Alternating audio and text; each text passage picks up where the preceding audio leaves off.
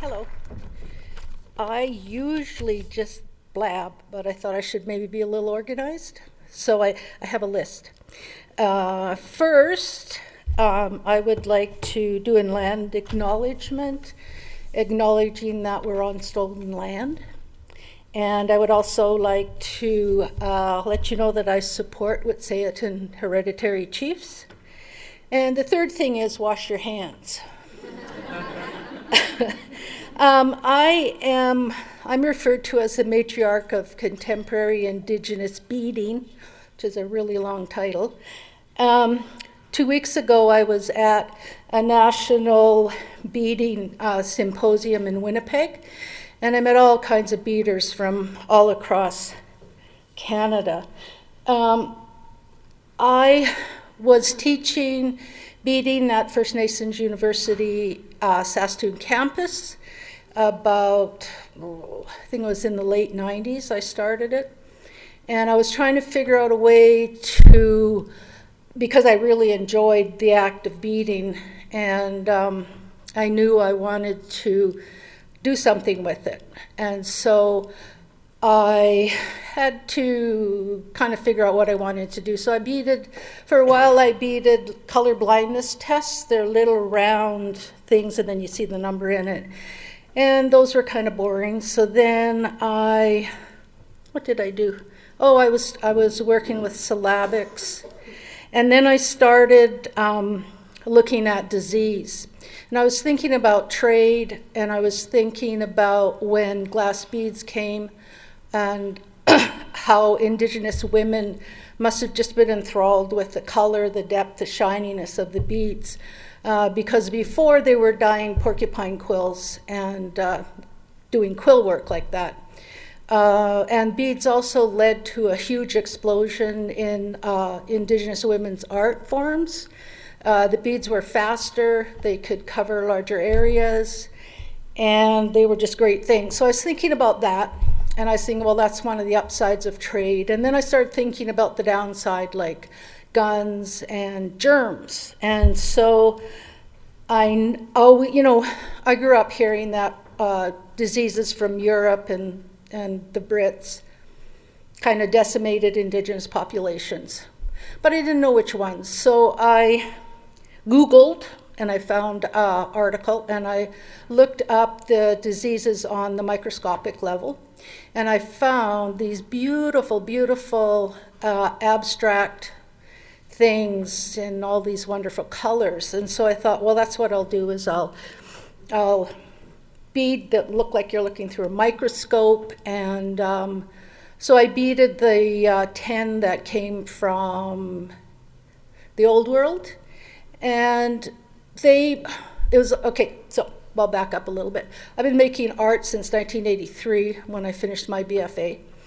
And was my own best collector. And I was in shows, but I taught, so I could make a little bit of a living. But I never really sold work.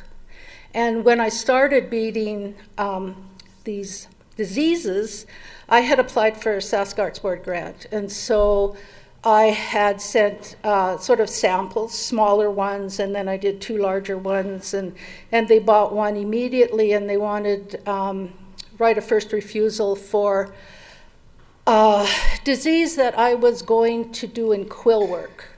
And I didn't know how to do quill work, and I didn't know what it was going to look like or anything, but anyway, they wanted to buy it. So I was like, okay.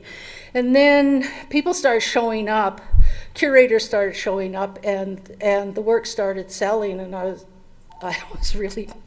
I couldn't believe it. It was mind-boggling. And so I knew I was on to something new, something that hadn't been done before. And I continued in beading the diseases. I have 2 other series. One is called Reserving, which I dated it from my reserve. We signed treaty in 1876.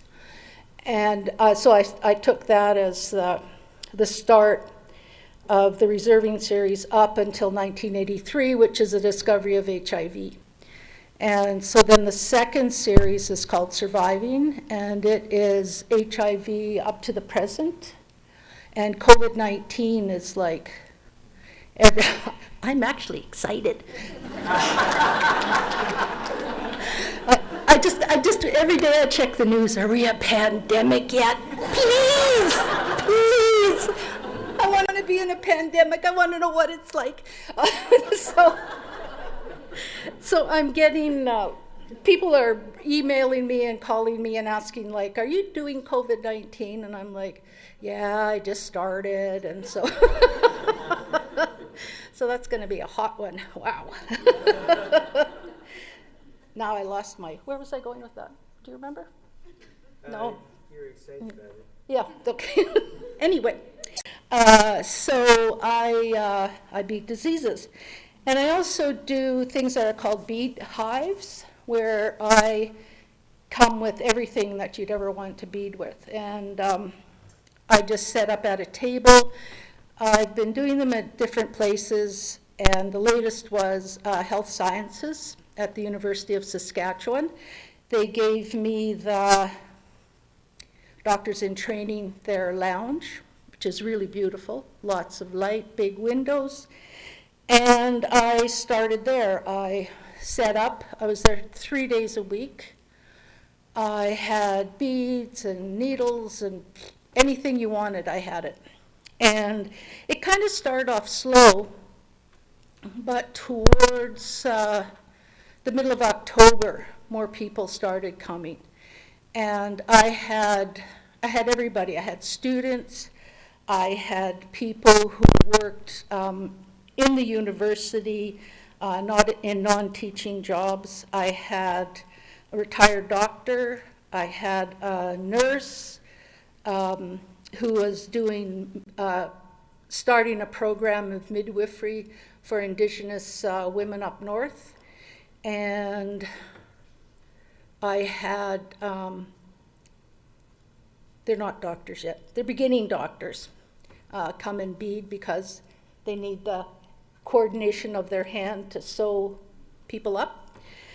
And it was really interesting because when you bead, you can't have your phone because you need two hands to bead. So phones are off, we're beading, there's chit chat, there's somebody will help somebody with a knot, or a younger person will thread a needle for me, and we just kind of sit and talk, and it's really relaxing.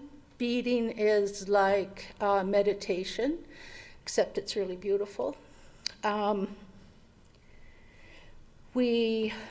So everybody was sort of disconnected, and it's just, it was mostly women. And so it's just women sitting around talking, and it takes you back to a really old time when women would gather for quilting beads or, knitting socks or whatever. And it was just a lovely time. Towards the end, we got patients from the psych ward coming over. They were not quite ready to have the concentration to bead, but I felt it was valuable for them to get out of the ward, come over and sit and listen to people whose brains aren't scrambled. I just thought it was a good idea for them to get out and do that.